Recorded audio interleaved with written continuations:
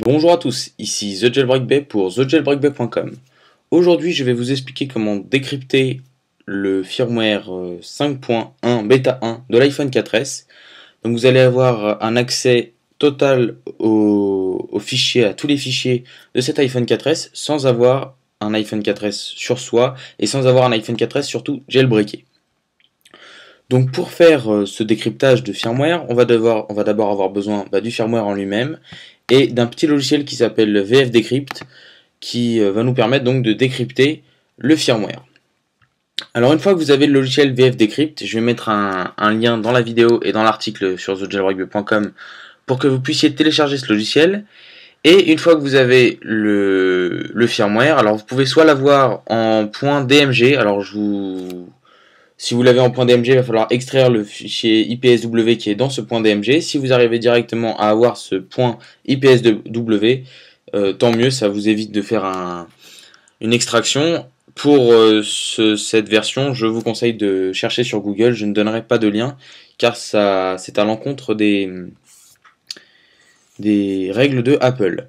Alors une fois que vous avez le firmware, on va renommer ce firmware et on va effacer le IPSW et on va l'appeler .zip. Voilà, on utilise zip, on accepte l'utilisation de zip et on va extraire l'ensemble des fichiers qu'il y a dans ce firmware. On va attendre l'extraction.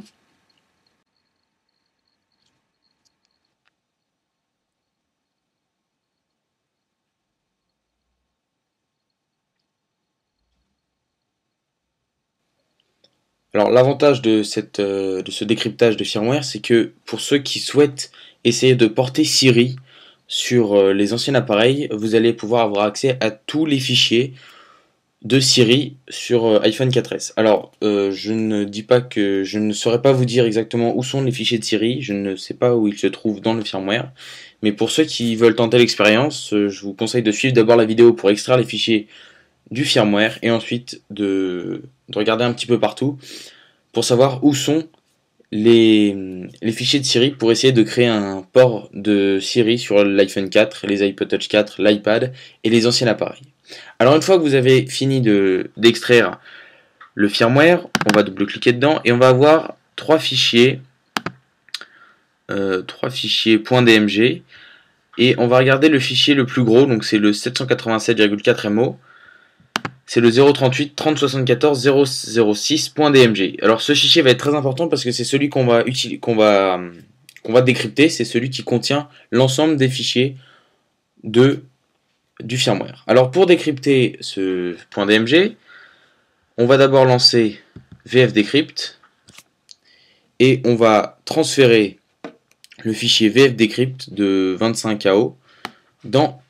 Oulala, on va lancer le fichier VF Decrypt dans le terminal, comme ceci, voilà. Et ensuite on tape -i. On va se mettre dedans, -i, voilà, comme ceci. Ensuite, on va déplacer le fichier le plus gros, donc le 038 30 74 006.dmg. On va le déplacer dans le terminal à la suite du -i espace. On le prend, on le déplace, comme ceci. Et ensuite on tape alors on se met dans la fenêtre du terminal, -o, tout en minuscule, hein, -o, DECRYPTED, underscore, fs.dmg, espace, -k. On fait un espace. Maintenant, on va devoir coller la clé de décryptage du firmware. Alors la clé est ici, je vais vous mettre la clé dans l'article et dans la vidéo, donc pas d'inquiétude. Je l'ai ici, on va la prendre et la copier à la suite. Voilà, comme ceci. Une fois que ceci est terminé, il va nous suffire de cliquer sur Enter pour que le décryptage prenne effet. Voilà, c'est en cours de route. Alors ça peut être plus ou moins long en fonction des processeurs de vos ordinateurs, de votre Mac. Alors bien évidemment, ce tutoriel ne peut fonctionner que sur Mac puisque nous utilisons des fichiers .dmg qui ne sont pas disponibles, qui ne fonctionnent pas pardon, sur les PC Windows.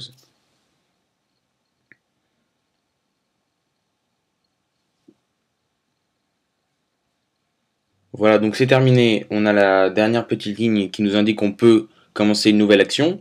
Alors ce fichier qui contient tous les dossiers du firmware de l'iPhone 4S 5.1 bêta 1 se trouve dans le Home Directory, donc ici c'est ce dossier là, et ici vous avez un dossier qui s'appelle decrypted_fs.dmg, donc c'est le nom qu'on lui a donné lors du décryptage. Alors je pense que, je ne sais pas si ce nom, il faut faire attention à l'écrire comme ceci. Je pense que si on essaye de lui donner un autre nom, ça peut fonctionner.